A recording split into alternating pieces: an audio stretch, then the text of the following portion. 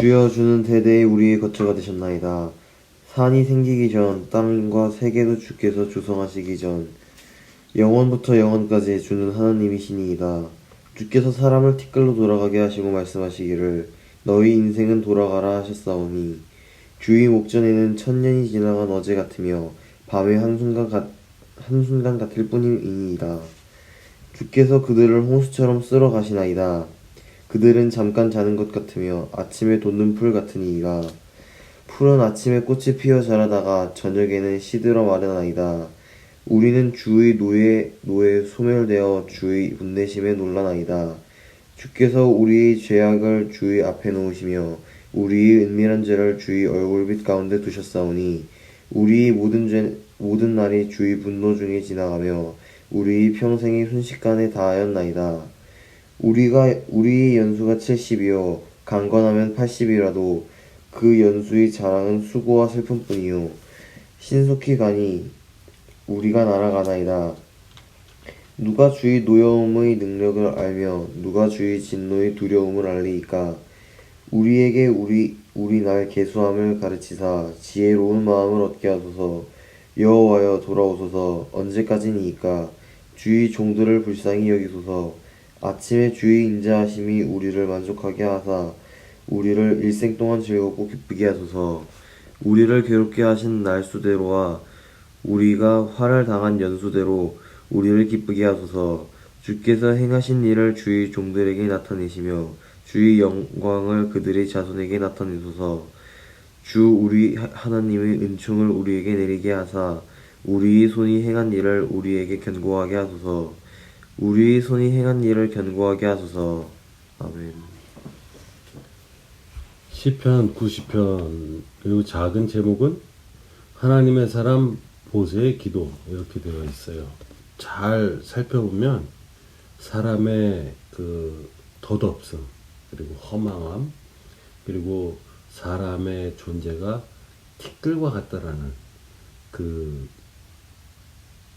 아파르라고 하는 그 단어를 사용을 하고 있는데 이 단어는 공교롭게도 사람을 만드는 재료이기도 하죠. 그래서 사람은 사는 동안에도 이 시절에는 흙으로 진흙으로 갠 것들을 사용해서 그 안에 들어가서 살고 있었기 때문에 어떤 이 성경을 해석하는 주석집에는 사람은 흙을 재료로 태어나서 흙과 함께 흙 속에서 살다가 흙으로 다시 돌아간다라는 사람의 이제 어떤 여정 이것을 이야기를 하는데 이 부분을 놓고 가만히 생각을 해보면 하나님의 숨결인 르아가 이 아파르라고 하는 티끌에 들어옴으로써 생명이 되어가지고 우리는 사람으로 살아가게 되는데 이 사람으로 사는 동안에도 결국은 하나님과 똑같은 존재로서 이 세상을 누리면서 살아가고 있지는 못하고 우리의 그 재료였었던 흙을 의지해서 근데 그 흙은 분명히 성경에서 이야기를 하고 있을 때 죽은 것이나 또는 저주받은 것이나 그리고 하찮은 것들을 이야기할 때 이 흙을 많이 이야기를 하죠. 그리고 이 티끌이라고 하는 단어를 사용하는 것 역시 그렇게 하찮은 존재, 이 땅에 보이지도 않으면서 실제적으로 어떤 흙이라고 하는 그 하나의 존재조차도 되지 않는 아주 미세한 알갱이, 우리가 말하는 초미세먼지 정도, 이 정도의 사람의 존재라는 것을 강조하는데 그 생명이 없는 흙 속에 하나님의 생명으로 불어넣어진 사람이 생활을 하면서 살아있다라는 이야기를 들으려면 그 사람의 안에는 하나님의 생명이 들어있어야 하는데 하나님의 생명은 여기에서 이야기한 것처럼 하나님의 노를 통해서 그 주의 분노에 의해서 순식간에 우리의 그 존재는 하나님이 불어넣었던 생명의 존재에서 죽은 자로 바뀌어버리게 되죠. 그리고 이제 그 바뀌어버린 우리들이 이 하나님께서 우리들에게 보내주시는 구세주이시고 메시아라고 하는 예수 그리스도, 성자라고 하시는 그분을 믿고 그분을 통해서 하나님을 믿는다라는 고백을 하게 되면 그 고백에 따라서 성령께서 그와 함께 하나님을 이해할 수 있는 깨달음을 주고 또 그를 하나님의 이 섭리 가운데에서 하나님이 뜻하는 대로 살아갈 수 있도록 돕는 역할을 한다라고 성경에 써 있죠. 그리고 이제 이 단순히 성령께서 그렇게 행동하고 하시는 이 일이 심지어는 우리들의 메시아라고 하는 사람으로 오신 예수 그리스도의 사람으로서의 살아가는 그 여정 가운데에도 성령이 함께 하셨음을 알 수가 있죠. 그래서 이곳에서 놓고 보는 가장 커다란 세 가지가 있다라면 하나는 그 하나님께서 사랑하고 있다라고 하는 이 티끌과도 같은 먼지의 존재, 이 시에 적은 저자, 그가 적은 이 시의 내용을 보면 시라고 말하기보다는 좀 기도에 가까운 내용들이지만 어떤 면에서 한글로 이것이 번역되다 보니까 조금 당돌하고 직접적인 그런 요구를 하는 것처럼 적혀 있는 대목이 있어서 주 우리 하나님의 은총을 우리에게 내리게 하사 우리의 손이 행한 일을 우리에게 견고하게 하소서. 우리의 손이 행한 일을 견고하게 하소서. 그 사람이 한 일을 견고하게 되게 해달라라는 이야기를 부탁이 하는 게 아니라 마치 그렇게 하십시오 라고 어른한테 그냥 이야기하듯이 이렇게 이야기를 하는데, 이것은 친한 관계에 있는 어른에게 말하고 있는 젊은 사람, 그런 입장과 관계와 비슷하지 않을까라는 생각을 해보지만, 한편으로는 철없는 젊은 친구가 감히 그 존재의 크기를 알 수도 없는 그분을 향해서 보이는 것만 가지고, 자기가 아는 것만 가지고 단순하게 이렇게 말을 던지는 그러한, 사실은 영혼이 없는 듯한 내용. 사람들이 행한 일을 견고하게 하십시오라고 이야기를 하니까 그러한 부분들이 조금은 읽으면서 당황스럽다는 생각도 해봤는데, 이것을 읽으면서 어떤 생각을 해봤는지 조금은 궁금합니다. 하지만 또 이러한 이야기에 대해서 좀 더 이야기를 하다 보면은, 푸른 아침에 꽃이 피어나 자라다가 저녁에는 시들어 마르나이다 라고 이야기하는 6절의 말씀, 그리고 또 그들이 홍수처럼 쓸어가나이다. 그들은 잠깐 자는 것 같으며 아침에 돋는 풀 같은 이이다 라고 이야기했는데, 이 그들이 누구냐? 이것은 사람들이라고 이야기를 하고 있고, 하나님이 티끌로 지으신 그 사람들을 이야기를 하는 것이며, 결국은 이 시의 저자가 모세라고 놓고 볼 때는 하나님의 뜻에 따라서 하나님의 약속하신 땅으로 데리고 가고 있는 이스라엘 백성들을 이야기를 하는 거죠. 그럼 이 이스라엘 백성들의 그 한 순간순간이 천년이 지나간 어제 같으며 밤의 한순간 같을 뿐입니다. 누구에게는. 우리에게는 천년과도 같고, 이 기나긴 고난의 시간도 하나님이 보실 땐 밤의 어느 한순간에 불과할 것이다 라고 이야기를 하는, 그 고백을 하고 있으면서도 실질적으로 사람의 입장을 많이 이해를 하고 있구나라는 걸 알 수 있는 것은, 풀이 아침에 꽃이 피어서 자라다 저녁에는 시들어 말라버리는 존재라는, 그런 허무한 존재라는 것을, 하지만 꽃을 피운다라는 면에 있어서도 아름다운 존재일 수 있고 허영이 가득할 수도 있는 존재이고, 그리고 어떻게 보면 또 실제로 아름답기도 한 존재라는 그러한 인간의 실체를 알고 있는 선지자다, 이런 생각이 듭니다. 그리고 이제 우리는 주의 노에 소멸되고 주의 분내심에 놀라나이다 라고 이야기를 이렇게 조심스럽게 한 것 같지만, 실제로 놓고 보면 이 90편을 적으신 저자도 하나님에 대한 믿음이 아주 강하다고 볼 수 있는 거죠.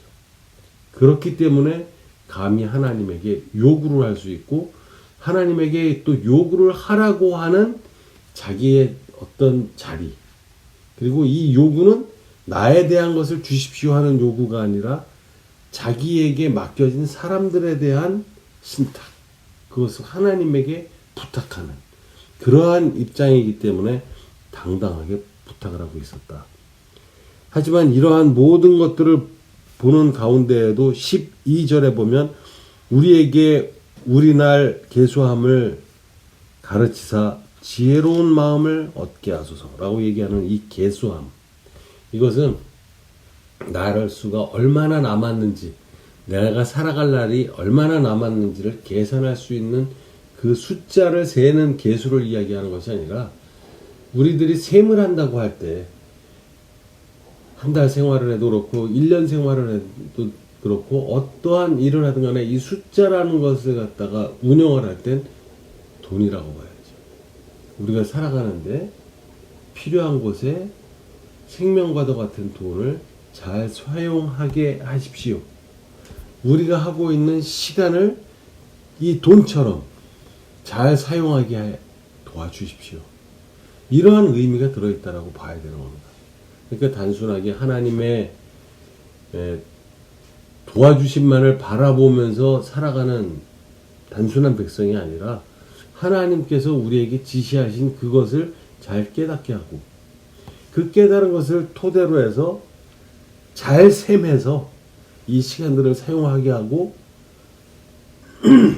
분이 났든 하나님께서 노했든 그러한 것들에 대해서도 우리가 놀래게 되고 하나님을 두려워하게 되고 아주 벌벌 떠는 하찮은 존재인 우리이지만, 결국은 이 모든 우리들을 위해서 하나님께서는 우리를 창조하셨다라는 것을 아는 이 90편의 저자는 당당하게 이야기를 하고 있으며, 또 실제로 그러한 인간들의 나약함을 이미 알고 있고, 그리고 지금 가면서 그들 나약한 모든 사람들의 책임을 지고 있으면서, 또한 그 책임을 자기 스스로가 진 것이 아니라 하나님께서 떠맡기다시피 해서 받았던 모세라는 지도자라고 놓고 본다면, 엄청난 중압감 가운데에 이제 하나님께서 지시하신 땅으로 가는 데에는 결국은 하나님의 도움이 없인 들어갈 수 없습니다라는 고백이 어려 있는 거죠. 그러니까 우리의 삶을 살아가는 데 있어서도 우리는 하나님의 도우심이 없다면 어떻게 살아야 할지, 그리고 우리의 존재가 어떠한지 잘 깨달을 수가 없는 겁니다. 그리고 학생들의 입장에서도 공부를 하다 보면 내가 무척 잘하는 것들, 새로 배워지는 것들이 진도가 술술 나가는 것 같지만 꼭 한 10% 정도는 난관에 부딪히게 되죠, 대부분. 그러할 때 그것을 어떻게 해결해야 하느냐 하면, 반복해서 보고 알 때까지 보고 집중해서 보는 길뿐이 없는 것처럼, 하나님께서 우리를 도와주시고 우리의 인생을 책임져 주시는 것도 100% 약속이 되어 있는 일이겠지만, 성경을 통해서 본다면 우리들은 그럼에도 불구하고 우리들이 어떻게 살아가야 하는지 방법을 같이 알고 있어야만 집중할 수 있고 생각해 볼 수 있고 그것을 찾아내어서 우리가 틀리지 않게 잘 계수하면서 살아갈 수가 있게 되는 겁니다. 그래서 이 하나님의 기름 부음을 받고 하나님의 백성들을 이끌고 가고 있는 이 지도자도 수시로 이 자기가 이끌고 가고 있는 사람들의 부족함과 그리고 자기 자신의 나약함과 모자름 이러한 상태들을 다 뼈저리게 깨닫고 있기 때문에 하나님 앞에 그 사실을 다시 한번 아뢰고 그 다음에 하나님께서 그러한 우리의 존재들을 나약하게나마 이끌고 하나님 앞으로 하나님의 나라로 향해서 걸어갈 수밖에 없게 만드신 그 일에 대해서 따지지 않고 지금 주어진 그 상황과 앞으로 나가야 할 미래를 바라보면서 지금 이 순간 기도를 하고 있고 지금 이 순간 뚜렷하지 않은 그것을 달라고 그 해결 방법은 내가 올바로 나에게 주어진 날들을 계수함에 있다는 것을 깨닫고 그것 갖게 해주십시오 라고 하는 이야기를 제일 마지막 절 17절에서 하나님의 은총을 우리에게 내리게 하사 라는 이야기로 그 부탁을 하게 되는 겁니다. 하나님의 은총이 없으면 우리 손이 행한 일이 우리에게 경고하게 해주십시오. 이 이야기는 자기네들이 이룬 만큼 사람이 해낸 만큼 하나님이 보기에 합당하신 일이 완성된 것만큼 그것만큼은 견고하게 나의 것이 되게 해주십시오라는 부탁이 되는 거죠. 사실은 이들의 이 부탁이나 기도는 마치 무엇을 해주십시오 하는 것으로 놓고 볼 때는 상당히 도를 넘은 선을 넘은 어떤 태도인 것 같았지만 사실 잘 따져놓고 보니까 결국은 그렇게 할 수밖에 없는 존재였었다라는. 그렇기 때문에 우리들도 최선을 다한 이후에는 하나님께 당당하게 내가 깨달아 갈 수 있는 계수하는 능력을 주십시오 라고 하는 이러한 기도를 병행하면서 이 세상을 헤쳐나가야 할 것입니다. 절대 우리들의 힘만으로는 이 세상을 헤쳐서 이겨나갈 수 없다고 봅니다. 그렇기 때문에 이렇게 하나님의 기름 부음 받고 하나님을 면전에서 봤다고 하는 지도자조차도 이렇게 하나님 앞에 기도를 하게 되어 있는 것입니다. 기도만이 하나님을 믿는 백성의 숨쉬는 방법이고 살아있는 방법입니다. 아파르의 존재, 티끌에 불과한 우리들은 하나님의 생명으로 생명이 되었듯이 이 하나님의 생명을 다시 살리기 위해서는 하나님이 주신 언약을 붙잡고 그 언약을 토대로 한 기도 그리고 토대로 한 생활 그것을 통해서 우리들이 하나님이 약속하신 그 하나님의 나라로 우리들이 갈 수 있는 삶이 무엇인가를 늘 깨어서 생각하면서 또 우리들의 삶이 하나님을 믿지 않는 사람들에게 등대가 되고 그들이 우리를 보아 저들은 하나님을 믿는 사람이구나 라는 것을 알 수 있는 사람으로 살아가시기를 축원합니다.